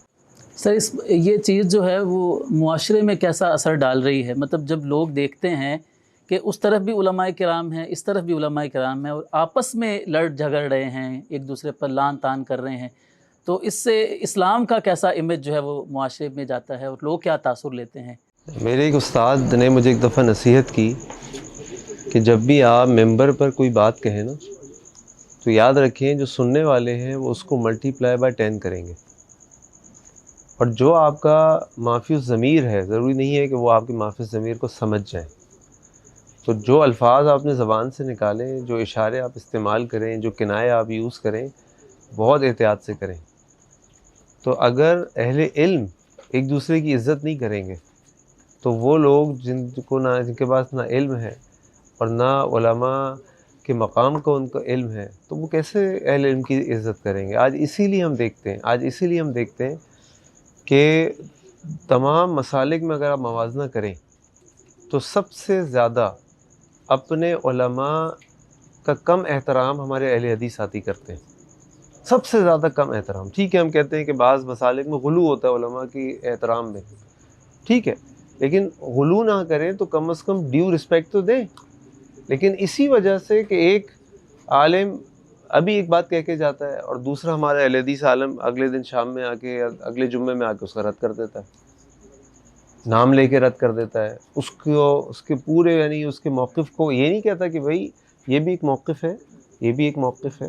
مجھ سے کسی نے سوال کیا تو میں نے کہا میں آپ کے سامنے دونوں موقف رکھ دوں، میرے پاس یہ دلائل ہیں، شیخ صاحب نے آپ کے سامنے یہ دلائل دی ہیں، آپ چاہیں تو کسی بڑے شیخ سے جا کے یا علماء سے پوچھ لیں کہ کون سے دلائل زیادہ مضبوط ہیں، اس پہ عمل کر لیجئے. تو جب ہم یعنی اہل علم ایک دوسرے کی عزت نہیں کریں گے، اہل علم ایک دوسرے سے اس طرح بات چیت یا ڈسکشن یا آرگومنٹ یا ڈفرینسز کو ڈسکس نہیں کریں گے تو پھر ہم تصور کر سکتے ہیں کہ جو ہماری عوام ہے وہ ہمارے ساتھ کیا کرے گی، اور وہ آج ہم بھگت رہے ہیں. اور انتہائی منفی اثر پڑتا ہے. بجائے لوگ دین کے قریب آنے کے، علماء کے قریب آنے کے، دور ہو جاتے ہیں کہ ان کو دیکھو، ان کو ایک دوسرے سے خود تو بات کرنے کی تمیز نہیں ہے، تو یہ ہمیں کون سا دین سکھائیں گے. تو یہ تو میں سمجھتا ہوں کہ سراسر گھاٹے کا سودا ہے، اور کسی بھی طور پہ اہل علم کو یہ زیب ہی نہیں دیتا کہ وہ کسی بھی طور پہ کسی بھی قسم کی بد اخلاقی کا مظاہرہ کریں. اور یہی بات جو ان اہل علم کے محبت کرنے والے یا ان کی عقیدت رکھنے والے ہیں ان کو بھی نہیں کرنی چاہیے.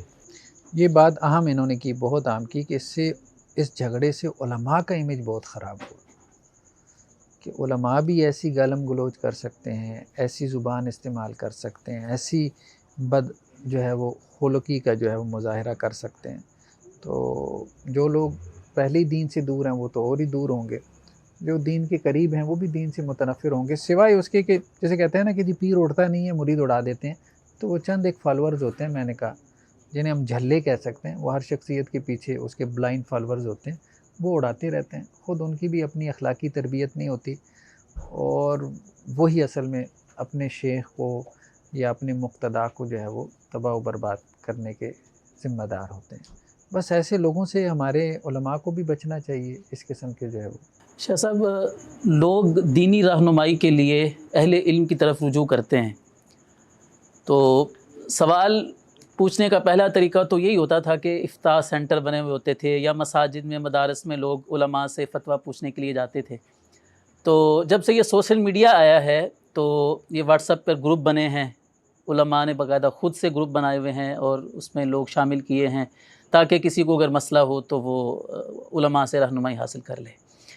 لیکن اس سلسلے میں ہم دیکھتے ہیں کہ عوام کو نہ تو عوام کو استفتاء کے آداب کا علم ہے، کہ انہیں یہ علم نہیں ہے کہ کون سا سوال پوچھنے والا بھی ہے یا پوچھنے کے لائق بھی نہیں ہے. یعنی بعض ایسے سوال ہوتے ہیں کہ جن کی شاید ضرورت بھی نہیں ہوتی ہے. اور پھر علماء سے سوال کرنے کا طریقہ کار کیا ہے، اور بعض دفعہ تو دیکھا گیا ہے کہ لوگ علماء کے پیچھے پڑ جاتے ہیں کہ آپ میرا جواب کیوں نہیں دے رہے ہیں. تو اس حوالے سے ناظرین کی ذرا رہنمائی کریں کہ علماء کی قدر کرنا اور ان آداب کا خیال رکھنا یہ کتنا زیادہ ضروری ہے. دیکھیں یہ بہت اہم سوال ہے. جس طرح سے اب آپ دیکھیں نا، کچھ لوگ اس بات کو سمجھ سکتے ہیں، خاص طور پہ جو میڈیکل کے پروفیشن سے ہیں، کہ ایک ڈاکٹر کی زندگی مریضوں کی وجہ سے کتنی اجیرن ہوتی ہے، اور رات 12 بجے بھی کوئی اس سے رابطہ کر رہا ہے، بیچاری کی نہ کوئی نیند ہے، ٹھیک ہے، کوئی لائف پرسنل نہیں رہ جاتی. یہی معاملہ علماء کا بھی بن چکا ہے. تو اب ہم گھر میں کھانے کی ٹیبل پہ بیٹھے ہوتے ہیں تو فون آ رہے ہیں، ٹھیک ہے، تو آپ بازار میں جا رہے ہیں گروسری کرنے کے لیے تو فون آ رہے ہیں، آپ ڈرائیو کر رہے ہیں تو فون آ رہے ہیں، رات کے 11 بجے فون آ رہے ہیں، ٹھیک ہے، مطلب رات دن کا کوئی حصہ نہیں ہے. پھر لوگ واٹس ایپ پہ جو ہے وہ میسیجز کر رہے ہیں، پوچھ رہے ہیں، ایک ایک بندہ 10 سوالات پوچھ رہا ہے، مطلب پوری فہرست بنا کے نا، جیسے اگلا عالم دین اس کے لیے فارغ بیٹھا ہے اس کے سوالات کے جوابات دینے کے لیے. دیکھیں ہر بندے کی اپنی ایک پرسنل لائف ہے، اس کی ایک پروفیشنل لائف بھی ہے. اب مثال کے طور پہ میری ایک پرسنل زندگی ہے، بیوی بچے ہیں، میں نے ان کو ٹائم دینا ہے، وقت دینا ہے. اور اسی طرح سے جو ہے وہ ایک پروفیشنل لائف ہے، میں کہیں پہ جاب کر رہا ہوں، ملازمت کر رہا ہوں، فل ٹائم جاب ہے، مجھے وہاں پہ وقت دینا ہے، ٹھیک ہے. اور پھر اس کے ساتھ ساتھ میں کوشش کر رہا ہوں کہ جو کوئی دین کا بھی کام کر لوں. تو کوئی عالم دین بھی ہے، وہ کہیں مدرسے میں پڑھا رہا ہے نا، اس کی وہ مطلب پے یا سیلری لے رہا ہے، اس نے وہ سارا کام تو کرنا ہی کرنا ہے نا، وہ دین کا کام ہی کر رہا ہے. تو یہ بات سمجھنے کی ہے کہ دین کا کام تو وہ پہلے ہی کر رہا ہوتا ہے، 8 گھنٹے کم از کم وہ دین کا کام کر ہی رہا ہوتا ہے. یہ کام وہ اضافی طور پہ کر رہا ہوتا ہے لوگوں کی رہنمائی کا. اب مجھے بھی بہت سے لوگ سوالات پوچھتے ہیں، اور بعض اوقات 1-2 دن تک جواب نہ جائے تو وہ لوگ برا مناتے ہیں، کچھ کویشچن مارک جو ہے وہ سینڈ کر دیتے ہیں. اچھا بہت سے لوگوں کو میں نے، مطلب یہ میں مبالغہ نہیں کر رہا، ہزاروں لوگوں کو صرف سال میں جواب دیتا ہوں، 10,000 سے زیادہ، مطلب بہت لوگوں کو جواب دیا ہوں کہ میسنجر پہ، اسی طرح سے واٹس ایپ پہ، ای میل پہ، فون کے ذریعے سے. کچھ لوگ آ جاتے ہیں ملاقات کے لیے بھی آ جاتے ہیں، لیکن اس کے باوجود ایک لمیٹڈ ٹائم ہوتا ہے نا، تو لوگ ناراض ہوتے ہیں. تو میں عام طور پہ یہ کہتا ہوں بھائی دیکھو بات یہ، آپ یہ نہیں سوچتے، آپ یہ سوچتے ہو کہ میں نے حافظ صاحب سے چھوٹا سا سوال کیا، انہوں نے جواب نہیں دیا، یار کتنا متکبر آدمی ہے، پتہ نہیں کیا مسئلہ ہے اس کا. یہ نہیں سمجھتے کہ اس دن میں حافظ صاحب کو سوال کرنے والے 70 لوگ تھے. اگر وہ صرف ان کو پڑھ لیتے نا تو اسی میں ان کے 2-4 گھنٹے لگ جانے تھے. تو کہنے کا مقصد ہے، اور بعض اوقات یہ ہوتا ہے کہ جیسے میں نے پڑھ لیا جاتے جاتے، اب کچھ سوالات ایسے ہوتے ہیں جو تحقیق طلب ہیں، اس میں تحقیق کے بعد آپ کو جواب دینا ہے. کچھ ایسے سوالات ہوتے ہیں جس میں آپ فوری جواب دے دیتے ہیں، آپ فوری رسپانس کر دیتے ہیں، ٹھیک. اب پھر اور بھی معاملات اس قسم کے ہوتے ہیں جس میں کچھ سوالات ایسے ہوتے ہیں جو ذرا کسی کی زندگی موت کا مسئلہ ہے، کسی کو سائیکولوجیکل ایشو ہے، جادو ٹونے کا ایشو ہے، تو اس میں ہم ذرا اس کو پرائرٹی بیس پہ اس کو ترجیح دے دیتے ہیں۔ کسی کے مسائل ایسے ہیں جیسے خوابوں کے، بھئی آپ کے خواب کی تعبیر نہ ملی تو کیا قیامت آ جانی۔ تو سوالات کی بھی پھر اسی اعتبار سے جو ہے وہ ایک گریڈیشن کی جا سکتی ہے۔ تو مختلف فیکٹرز ہوتے ہیں جس کی وجہ سے کچھ لوگوں کو جوابات چلے جاتے ہیں، کچھ کو نہیں جاتے۔ پھر یہ ہے کہ میسیجز آ گئے، کسی کا آپ نے دیکھ لیا، پھر اوور میسیجنگ کی وجہ سے یا بہت زیادہ ٹریفک کی وجہ سے کچھ میسیجز نظر انداز ہو گئے۔ اب اس پہ دیکھیں، یہ بات ٹھیک ہے کہ 80-90% لوگوں کا بیہیویئر ایسا نہیں ہے، لیکن 10 سے 20% لوگ ضرور ایسے ہوتے ہیں جو ایب نارمل بیہیویئر شو کرتے ہیں، ایون کہ بد دعائیں دینا شروع ہو جاتے ہیں۔ مطلب وہ یہ بھی نہیں سوچتے کہ یار آپ نے اگلے کو کیا کوئی کسی پے رول کے اوپر رکھا ہوا ہے، مطلب اس نے آپ کے سوال کا اگر جواب نہیں دیا تو آپ کیا اس کو کوئی پے کرتے تھے کہ جس کی وجہ سے آپ اتنی ناراضگی کا اظہار کریں کہ تم نے میرے سوال کا جواب نہیں دیا، اور پھر ایک بد دعاؤں کی لمبی چوڑی جو ہے وہ، اور ساتھ میں یہ بھی بتا دیا میری ایج اتنی ہے، میں فلاں فلاں بلڈ پریشر کا مریض ہوں، یہ وہ۔ تو بھائی آپ کے جو بھی مسائل ہیں، کہنے کا مقصد یہ ہے کہ اگلا جو ہے نا اس بات کا پابند نہیں ہے کہ آپ کے سوال کا جواب ہی دے، اور پھر ہم تو ان کو ٹھنڈا کرنے کی کوشش کرتے ہیں اور کیا کر سکتے ہیں۔ پھر یہ بھی ہے کہ ایک بندے کو آپ نے جواب دے دیا، پھر اس کا دوسری مرتبہ پھر سوال آ گیا، پھر تیسری مرتبہ پھر سوال آ گیا، پھر آپ کتنا اس کو جواب دیں۔ پھر لوگ یہ چاہتے ہیں کہ جی آپ صبح شام ہمیں جواب ہی دیتے رہیں۔ اس طرح سے تو نہیں، آپ نے اگر کچھ لرن کرنا ہے تو بھائی یہ کلاسز ہیں ہماری چل رہی ہیں، ویکنڈ پہ چل رہی ہیں، آپ ان کلاسز کو جوائن کر لیں۔ فقہ کی کلاس چل رہی ہے اور بہت سی دین کی کلاسیں چل رہی ہیں، وہاں آہستہ آہستہ آپ سیکھتے رہیں، ایک نظام بنا ہوا، ایک سسٹم میں آ جائیں۔ تو پرسنلی تو اب یہ ہے کہ ہر بندہ کہے کہ جی اب میں واٹس ایپ پہ پڑھنا شروع کر دوں سوال و جواب کے ذریعے سے، اور آپ میرے سوال و جواب، بہت مشکل ہے۔ بلکہ یقین مانیں میں اتنی دفعہ سوچتا ہوں کہ یہ میں واٹس ایپ بند کر دوں، مطلب کچھ لوگوں کے رسپانس کی وجہ سے بہت شدت سے سوچتا ہوں۔ پھر یہ ہے کہ یہ سوچتا ہوں کہ اب کیا کروں، اب یہ نمبر اتنا پھیلا ہوا ہے، وہ اب کوئی ایک تو بندہ ایسا ہے نا کہ جس کا کوئی جینون مسئلہ ہے اور وہ حل ہو جاتا ہے اور وہ پھر دعائیں دیتا ہے، ہو سکتا ہے کہ وہ میرے لیے وسیلہ بن جائے آخرت میں۔ تو وہ جب خیال آتا ہے تو پھر میں واٹس ایپ بند نہیں کرتا، لیکن مجھے لگتا ہے کہ یہ ٹائم اب قریب ہے کہ میں شاید واٹس ایپ بند کر دوں اس رویے کی وجہ سے۔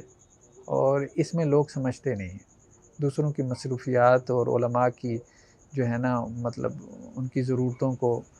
بلکہ میں نے کئی دفعہ کہا، میں نے کہا کوئی عالم دین مجھے بتائیں جو معروف عالم دین ہے اور اس کا نمبر کھلا ہوا ہو۔ تو بات یہ ہے کہ سب نے بند کر دی ہیں، اس کی وجہ یہ ہے کہ ٹریفک اتنی زیادہ ہوتی ہے، آپ افورڈ کر ہی نہیں سکتے، آپ نہیں افورڈ کر سکتے، تو وہ پاسبل نہیں ہے۔ اب اس میں یہی ہو سکتا ہے کہ آپ اپنا نمبر کھلا رکھیں، پھر جتنوں کو آپ جوابات دے سکتے ہیں جوابات دیتے رہیں، باقیوں کی باتیں سنتے رہیں جب تک اللہ تعالیٰ آپ کو یہ ظرف دیے رکھے اس وقت تک چلا رہے ہیں۔ باقی ہمارے بھائی اس پہ کوئی تبصرہ کریں گے آپ؟ شیخ میں بھی آپ کی طرح اس مسئلے کے متاثرین میں سے ہوں۔ بات یہ ہے کہ ایک تو شیخ نے بتایا کہ بھئی جو سائل ہے، سوال کرنے والا، اس کو یہ احساس ہونا چاہیے کہ بھئی آپ کسی سے کوئی مدد مانگ رہے ہیں، تو وہ اگر اس قابل ہوگا آپ کی مدد کر دے گا، نہیں قابل ہوگا نہیں کرے گا، تو اس میں آپ کو ناراض ہونے کی کوئی گنجائش یا آپ کے پاس کوئی جواز نہیں ہے۔ دوسری بات یہ ہے کہ جس طریقے سے وہ سوال کرتے ہیں وہ بھی بڑا عجیب ہے۔ جی ذرا جلدی سے بتا دیں اس سوال کو کیا اس کا جواب ہے۔ کبھی کبھار لوگ جو ہیں کوئی روایت بھیج دیتے ہیں، ذرا اس کی تحقیق کر کے بتا دیں۔ ارے بھائی میں اپنے کام میں لگا ہوا ہوں، میری کچھ ذمہ داریاں ہیں، جیسے ڈاکٹر صاحب نے کہا کچھ ہماری پروفیشنل ذمہ داریاں ہیں، ہمارا بریڈ اینڈ بٹر ہے، ہمیں وہ کام کرنے ہیں، کچھ ہماری فیملی لائف ہے، اب میں فیملی کے ساتھ بیٹھا ہوا ہوں، تو میں کیوں تحقیق کر کے آپ کو بتا دوں، مطلب میں کون ہوں؟ آپ مجھ سے جب مجھے ٹائم ہوگا میں آپ کو بتا دوں گا، ورنہ آپ کسی اور سے پوچھ لیں۔ تو میں نے تو کیا یہ ہے کہ میں نے اپنا جس نمبر پہ میں یعنی جیسے میں کورسز کراتا ہوں تو ہم کورسز میں آن لائن کورسز میں پھر ایک واٹس ایپ گروپ بنا لیتے ہیں کہ اسٹوڈنٹ سے بھی کویشچن کرنا ہوتا ہے تو وہ واٹس ایپ گروپ پہ کرتے ہیں کورس سے متعلق۔ ایک تو کلاس میں کچھ 5-10 منٹ سیشن ہو جاتا ہے کلاس کے اینڈ میں، اور اگر آپ کے پاس سوالات باقی ہیں تو آپ گروپ میں کر لیں، انشاءاللہ آپ کو نیکسٹ کلاس سے پہلے آنسر کر دیں گے۔ اس کا بھی پروٹوکول ہم نے بنایا ہوا ہے کہ بھئی صرف کورس سے ریلیونٹ سوال ہوگا، 1 گھنٹے کے لیے روز کھلے گا، اور جب بھی ٹیچر کے پاس ٹائم ہوگا وہ آپ کو کلاس سے پہلے جواب دے دیں گے۔ اور یہی چیز میں کرتا ہوں اس میں بھی، میسنجر ہو یا واٹس ایپ ہو، اگر تو میرے پاس ٹائم ہے، موقع ہے تو میں جواب دے دیتا ہوں، ورنہ ٹھیک ہے جس نے جو کرنا ہے کر لے۔ تو سوال کرتے ہوئے انداز بھی ایسا ہونا چاہیے کہ آپ سائل ہیں، آپ حاکم نہیں ہیں، آپ سائل ہیں۔ دوسرا یہ کہ کوئی شخص اگر آپ کو جواب دے رہا ہے تو اپنے پرسنل ٹائم میں سے آپ کے لیے ایک ٹائم نکال رہا ہے، آپ کو سوال کا جواب سننے کے بعد اس کا مشکور بھی ہونا چاہیے کہ جی شکریہ، جزاک اللہ خیر، آپ نے ٹائم نکالا، آپ کی مہربانی، کیا میں آئندہ کوئی سوال ہو تو میں آپ کو زحمت دے دیا کروں؟ تو بہت سارے لوگ ہوتے ہیں ماشاءاللہ بڑے ادب سے پہلے میسج کرتے ہیں، شیخ اگر آپ کے پاس ٹائم ہے تو میں آپ کو کال کر سکتا ہوں، اگر آپ کے پاس ٹائم ہے تو میں آپ کو ایک سوال بھیج دوں، آپ کو جب ٹائم ملے مجھے جواب دے دیجیے گا۔ کسی کو واقعی جلدی ہوتی ہے تو جو بڑے اچھے سمجھدار لوگ ہوتے ہیں، شیخ یہ ایک سوال ہے، مجھے تھوڑی سی جلدی ہے، آپ پلیز اگر ٹائم ہو تو مجھے جتنا جلدی ہو سکے آپ کے لیے ممکن ذرا دیکھ کے جواب دے دیجیے گا۔ یہ اس سے بھی بندے کا دل چاہتا ہے کہ ہاں یار دیکھو ماشاءاللہ اتنے ادب سے بات کر رہا ہے، تو یار اس کی ضرورت کو اگر ہم پورا کر سکتے ہیں، اس کی مدد کر سکتے ہیں، کر لیتے ہیں۔ تو بہرحال شیخ صاحب نے بالکل ٹھیک کہا کہ سائل کے کچھ آداب ہیں، سوال بھی ایسی ہونے چاہیے جو واقعی وہ ہو، ورنہ مجھ سے سوال کرتا میں تو کہتا ہوں جی آپ اسلام کیو پہ چیک کر لیں، محدث لائبریری پہ چیک کر لیں، اسلام ویب پہ چیک کر لیں۔ یہ مجھ سے کیوں پوچھ رہے ہیں کہ نماز استسقاء کیسے پڑھتے ہیں یا سجدہ تلاوت کی دعا کیا ہے؟ میں کہتا ہوں جی اسلام کیو پہ چیک کر لیں، آپ مجھ سے کیوں پوچھ رہے ہیں؟ یہ تو کہیں مل جائے گا۔ کچھ لوگوں کا رویہ شاہ صاحب ایسا ہے کہ وہ واٹس ایپ پہ، جیسے بھی آپ نے اشارہ کیا کہ وہ واٹس ایپ پہ پڑھنا چاہتے ہیں، مطلب وہ کہتے ہیں کہ آپ ہمیں پڑھانا ہی شروع کر دیں۔ مطلب اب لوگوں نے یہ کام پکڑا ہوا ہے کہ اسلام 360 یا مکتبہ شاملہ اردو انہوں نے انسٹال کی ہوئی ہے، وہ مسند احمد کھول لیں گے اور لمبی لمبی حدیثیں نا، مطلب ان کا معنی مفہوم جو ہے وہ اتنی جلدی متعین نہیں ہوتا ہے، وہ لمبی حدیث وہاں سے اسلام 360 سے کاپی کریں گے، ان کو سمجھ نہیں آئے گی تو وہ آپ کو بھیج دیں گے کہ شیخ اس کو پڑھ کر اس کا مفہوم سمجھا دیجئے۔ اب وہ 2 ورقوں کی حدیث ہے، آپ اس کو پہلے پڑھیے اور پھر اس کا مفہوم ان صاحب کو سمجھائیے۔ یہ مطلب یہ سوال تو نہیں ہے میرے خیال میں، اس کو افتاء تو نہیں کہتے، یہ تو تدریس اور تعلیم کس چیز کے اندر یہ چیز آ جاتی ہے۔ اس میں ایک اضافہ میں اور کرنا چاہوں، یہ بہت اہم بات ہے، لوگوں کو سوچنا چاہیے اس حوالے سے۔ اس پہ میں نے کچھ لکھا بھی تھا فیس بک پہ، یار 70 لوگ علماء سے سوال کرتے ہیں ہم سے، مطلب تو لیکن ان 70 میں سے کوئی ایک بھی ایسا نہیں ہوتا، یعنی سب اپنے مسائل ہم سے پوچھ رہے ہیں، یا جس سے آپ مسائل پوچھ رہے ہیں اس کی بھی تو کچھ مسئلے ہیں نا۔ کبھی آپ اس کے پاس آ جائیں کوئی گھنٹہ 2 گھنٹے نکال کے، شیخ صاحب آپ کے مسئلے حل تو نہیں کر سکتا لیکن آپ کے بھی کوئی مسئلے ہوں گے، آپ بھی انسان ہیں، چلیں مجھ سے شیئر ہی کر لیں، اپنا کتھارسس ہی کر لیں۔ مطلب جو پوری دنیا کے مسائل حل کر رہا ہے، ٹھیک ہے، تو کبھی دنیا کو یہ سوچ نہیں آتی یا کسی کو یہ سوچ نہیں آتی کہ یار چلو میں اس کے پاس چلا جاتا ہوں، اس سے اس کے مسئلے حل نہ کرے، حل تو اللہ نہیں کرنے ہیں، سیدھی سی بات، اس کے کیا مسائل ہیں اس سے میں سن لیتا ہوں۔ تو یہ کم از کم علماء کے ساتھ کیا کریں، میں تو یہ کہتا ہوں، ٹھیک، ان سے مسائل پوچھ۔ دیکھیں اصل میں تعلق تو 2 طرفہ چلتا ہے نا، صرف لینے کا تعلق آپ رکھیں کہ جی میں نے لینا ہی لینا ہے، تو یہ نہیں نا۔ اب ایک صاحب مجھے نا ایک مرتبہ بہت زیادہ جو ہے وہ مسئلہ پوچھ رہے تھے، تو میں رسپانس نہیں کر رہا تھا کیونکہ میں مصروف تھا۔ پھر جب مجھے لگا نا کہ اب وہ جذباتی ہو گیا، پھر میں نے انہیں اپنے مسائل بتانا شروع، میں نے کہا میرا بیٹا آج کل بیمار ہے، میں نے بتایا کہ میری مسز جو ہے وہ آج کل ہاسپٹلائز ہے۔ پھر جب میں انہوں نے سارے گھر کے مسائل جب بتائے نا اپنے، یہ میرے گھر میں چل رہا ہے، پھر معذرتیں کرنے پہ آ گئے۔ میں نے کہا بندہ ایمرجنسی میں کھڑا ہوتا ہے، پچھلے جو ہے وہ 1 ہفتے سے وہ ایمرجنسی کے چکر کاٹ رہا ہے، اور آپ یہ سمجھ رہے ہیں کہ شاید وہ آفس میں بیٹھا ہوا ہے لیپ ٹاپ کھول کے اور آپ کے سوال کا جواب نہیں دے رہا اور بالکل فارغ بیٹھا ہوا ہے، ٹھیک ہے۔ تو اگر کوئی بندہ واٹس ایپ پہ بھی ہے تو آپ کو کیا معلوم کہ وہ واٹس ایپ پہ کیوں ہے؟ اب مثال کے طور پہ ہم واٹس ایپ پہ اس لیے رہتے ہیں، بعض اوقات لوگوں کو بتانا پڑتا ہے کہ بھائی واٹس ایپ پہ میں آپ کے لیے نہیں ہوں۔ اب چونکہ کرونا کی وجہ سے یا اس کے علاوہ کچھ اور فیکٹرز کی وجہ سے ہماری ایجوکیشن جو ہے وہ ساری اس پہ آن لائن چلی گئی ہے، تو واٹس ایپ پہ اسٹڈی گروپس بنے ہوئی ہیں، میں ایک یونیورسٹی میں پڑھاتا ہوں، میں اسسٹنٹ پروفیسر ہوں، بچوں کو میں نے گائیڈ کرنا ہے، وہ ان کے اسٹڈی گروپس ہیں، وہ میری جاب کا حصہ ہے، وہ لازماً میں نے واٹس ایپ پہ رہنا ہے، ان کو تو میں نے رپلائی کرنا ہے کیونکہ وہ تو میری جاب ہے۔ اسی طرح بندہ گھر والوں سے رابطے میں ہوتا ہے، تو وہ اگر آپ کہیں پہ بھی ہیں، واٹس ایپ پہ ہیں، کہیں اور جگہ پہ، اس کا مطلب یہ نہیں کہ آپ فارغ ہیں، آپ کسی وجہ سے، کسی ضروری وجہ سے وہاں پہ موجود ہوتے ہیں۔ تو یہ ہے، لوگوں کو یہ سمجھنا چاہیے کہ بھائی جہاں آپ دوسروں کو مسائل بتاتے ہیں نا، تو کبھی کبھار ان سے مسائل سن بھی لیا کریں، اس سے بڑا فرق پڑے گا آپ کو۔ سب لوگوں کے مسائل ہوتے ہیں۔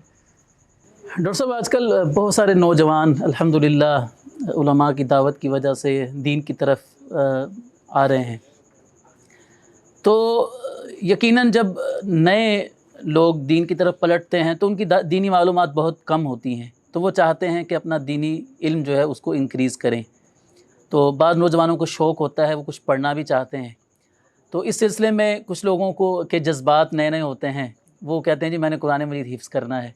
वो अपनी सारी मतलब स्टडीज़ को छोड़कर तो मदरसे में चले जाते हैं और कुछ देर पढ़ते हैं, और फिर उनको घर वाले फ़ोर्स करते हैं, या अपना उनको लगता है कि मैंने अपना वक्त ज़ाया कर रहा हूँ इस तरफ, मेरा तो फ्यूचर तबाह हो जाएगा अगर मैं हिफ्ज़ की तरफ लग।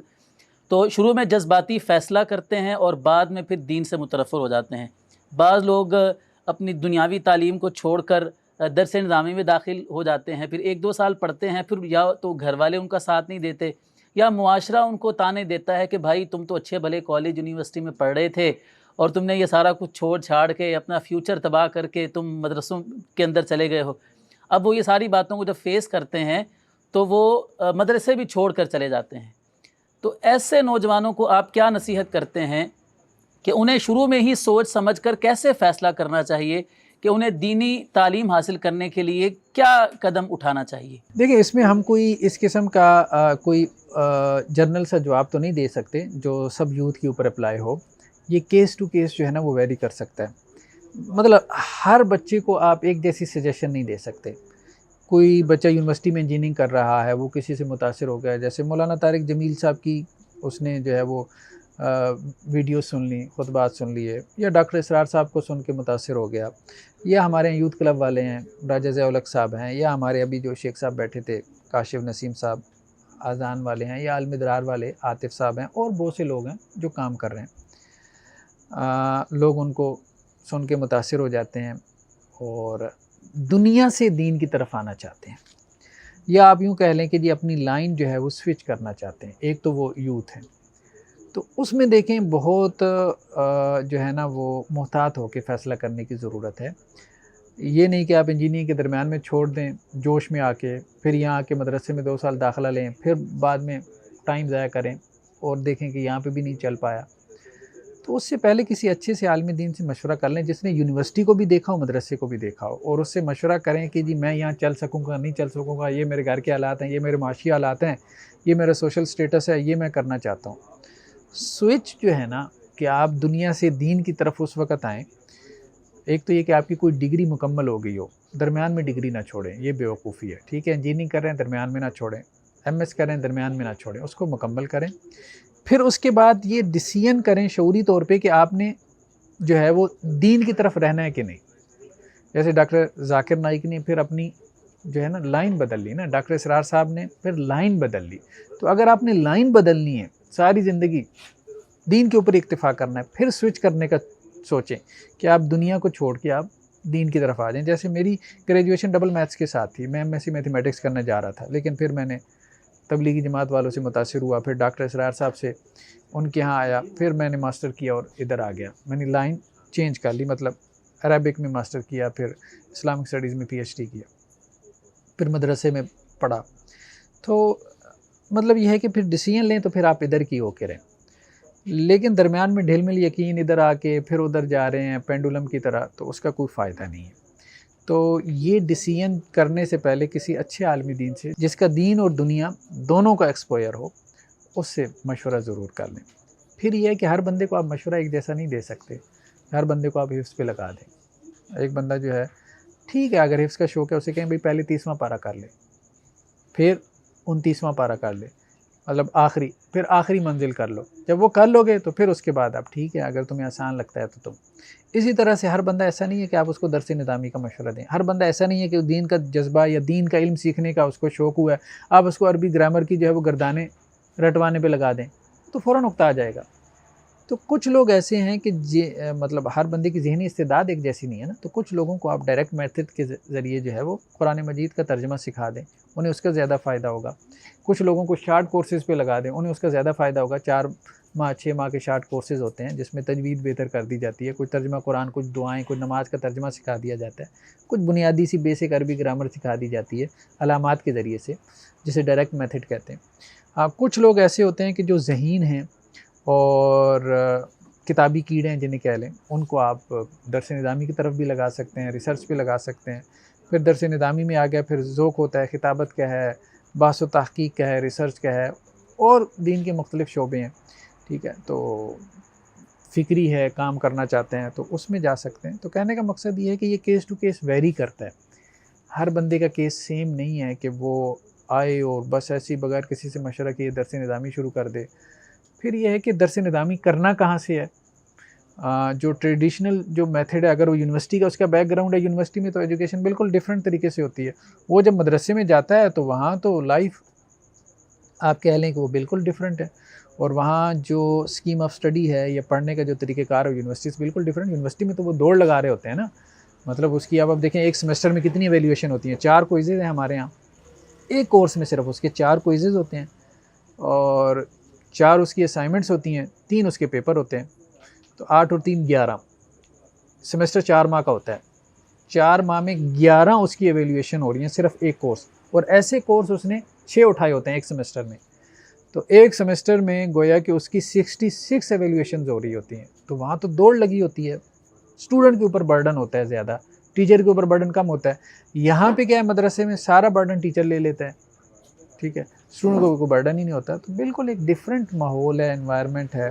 تو اس میں جب آتا ہے بندہ پریشان ہو جاتا ہے، کچھ سمجھ نہیں آ رہی. پھر اس میں یہ ہے کہ جو جدید ادارے ہیں کچھ جو کہ درس نظامی وغیرہ جدید اسلوب میں کروا رہے ہیں، اس میں ہم نے بھی ایک تجربہ کیا. ہم جیسے آپ کے علم میں ہوگا شاعر درس نظامی کروا رہے ہیں جو یونیورسٹی گریجویٹس ہیں ان کو. اب اس میں چارٹرڈ اکاؤنٹنٹ ہیں، کوئی اس میں میڈیکل ڈاکٹر ہیں، کہیں اسی طرح سے کوئی یونائٹڈ نیشن میں رہے، کوئی انجینئر ہیں. تو اس سے سارے پروفیشنل لوگ ہیں. ویکینڈس پہ ہم ان کو جو ہے وہ درس نظامی وغیرہ کرواتے ہیں. تو وہ پھر ہم نے اس کو ڈیزائن کیا ہے اس طرح یونیورسٹی کے انداز میں، لیکچر سسٹم میں، پروجیکٹر اور سلائیڈز وغیرہ، کوئزز اور یہ سب چیزیں جو ہے نا سامنے رکھ کے. تو یہ ہے کہ جدید انداز میں کام کرنے کی ضرورت ہے. اور جدید جو ادارے ہیں، تو اگر کوئی اس مطلب سیکولر ایجوکیشن کے سیٹ اپ سے آ رہا ہے، کہنے کا مقصد یہ ہے، تو پھر اسے کسی جدید ادارے سے اپنے آپ کو وابستہ کرنا چاہیے دین کی تعلیم حاصل کرنے کے لیے. اس کے لیے زیادہ مفید ہوگا بنسبت اس کے کہ وہ روایتی اس میں چلا جائے. کیونکہ روایتی میں جا کے تو پھر 8 سال ہیں. یہاں پہ یہ ہے کہ وہ 2 سال میں کر لیتا ہے یا 4 سال میں کر لیتا ہے، اور اسے اپنا پروفیشن چھوڑنا بھی نہیں پڑتا. پھر جب وہ دیکھ لے کہ میری بیس بن گئی ہے اور اب اتنی بن گئی ہے کہ میرا جذبہ بھی ہے اور میرے پاس کوئی سورس آف انکم اور بھی ہیں، کوئی رینٹ وینٹ سے کوئی چیزیں آ جاتی ہیں، ابا جان کو وراثت میں چھوڑ گئے، ٹھیک ہے اپنے آپ کو دین میں لگا دے. لیکن آہستہ آہستہ لگائے، شروع میں کچھ وقت لگائے، پھر آہستہ آہستہ جب دیکھے کہ کام میرا بڑھ گیا تو پھر اکٹھا بھی لگا دے، اپنے آپ کو وقف کر دے، کوئی حرج نہیں ہے. لیکن کام گریجولی کرے، ایک دم سے ڈیسیژن نہ لے. جی جزاکم اللہ خیر، بہت شکریہ ڈاکٹر صاحب، آپ اپنا قیمتی وقت نکالا. ناظرین کرام، یہ تھی ہماری آج کی ایک انفارمل سی نشست. یقیناً آپ کو ہمارے ان مہمانان گرامی سے بہت کچھ سیکھنے کو ملا ہوگا. تو اجازت دیجیے آئندہ تک کی نشست کے لیے. اللہ تعالی ہم سب کا حامی و ناصر ہو. السلام علیکم ورحمۃ اللہ وبرکاتہ.